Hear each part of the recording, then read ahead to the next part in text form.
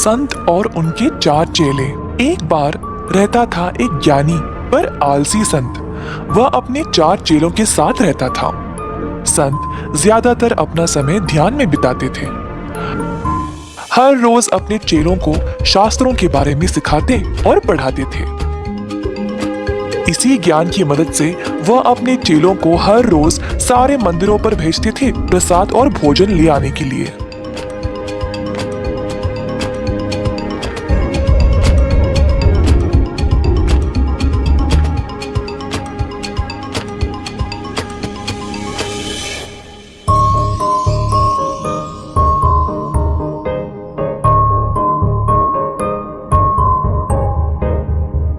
कुछ दिन बीत गए और एक दिन जब चेले प्रसाद लेने मंदिर गए तब एक ने बोला, भैया जी, मुझे अभी ये लड्डू खाने का मन कर रहा है।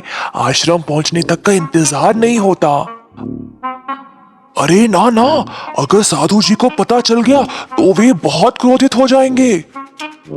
अगर मैं थोड़ा सा अलग से खा लूं जिससे उनको कोई शक नहीं होगा तो फिर तो वे गुस्सा नहीं करेंगे ना। चारों चेलों ने इस बात पर विचार किया और फिर प्रसाद को ऐसे खाया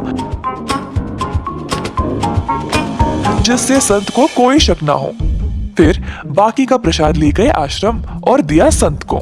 संत ने बिना शक किए प्रसाद को खाया। चेले खुश थे कि संत ने ध्यान नहीं दिया और चुपचाप सब खा लिया। अगले दिन जब चेले प्रसाद लेने गए तो इस बार प्रसाद की सुगंध और भी ज्यादा ललचाने वाली थी। फिर से उनका मन किया उस प्रसाद को खाने का। अब क्योंकि ये वाला प्रसाद इतना स्वादिष्ट था, चेले कुछ ज्यादा ही खा गए। अरे नहीं, हमने आज कुछ ज्यादा ही खा लिया। ओफो, चिंता मत करो, कोई नहीं, कल ही साधु जी ने इस पर ध्यान नहीं दिया था, उनको पता नहीं चलेगा। चलो अब। चेले आश्रम पर पहुंचे और प्रसाद को रखा संत के आगे और पीछे खड़े हो गए संत को खाते हुए देखने के लिए। जब संत ने चेलों की ओर देखा तो उन्हें थोड़ा सा संदेह हुआ, परंतु उनको इतनी भूख थी तो वे पहले खाने लगे और खाते खाते अपने संदेह के बारे में भी भूल गए। चेले अपने आप में ही हंसने लगे क्योंकि आज भी संत ने कुछ ध्यान नहीं दिया था कि एक दिन चेले खाली हाथ आश्रम लौटे और संत के आगे खड़े हो गए।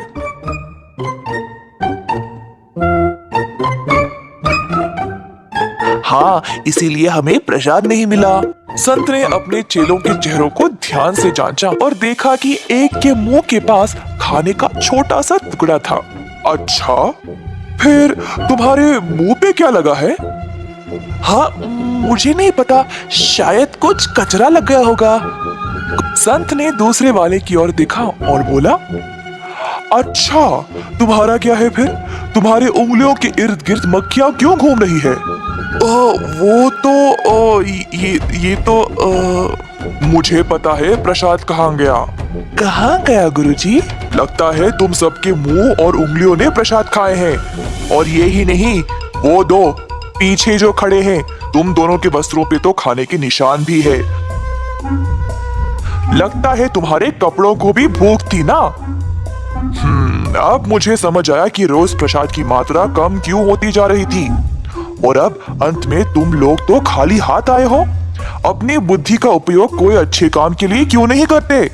नहीं नहीं गुरुजी, हमने ऐसा कुछ नहीं किया। अच्छा, तो अपने आप को साबित करो। धरती का माप लेकर वापस आना और मुझे बोलना। ओह, वो तो आसान है, इसमें तो कम ही समय लगेगा, हम अभी वापस आएंगे। चारों चेले उत्सुकता से चलने लगे धरती का माप करने के लिए। भाइयों, हम वैसे जा कर रहे हैं और क्या कर रहे हैं? हम धरती का माप लेने वाले हैं। पर धरती तो यहीं पे है। अगर हमें धरती का माप लेना है तो बहुत सारी खुली जगह होनी चाहिए। चारों ने माना और खुली जगह की खोज में निकल पड़े। अंत में उनको एक खुला मैदान मिला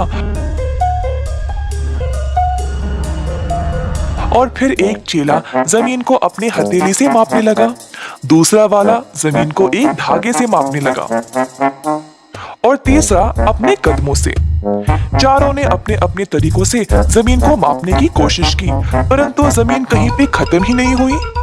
अंत में सबको ये एहसास हुआ कि धरती तो गोल है और इसको मापने का कोई तरीका नहीं है।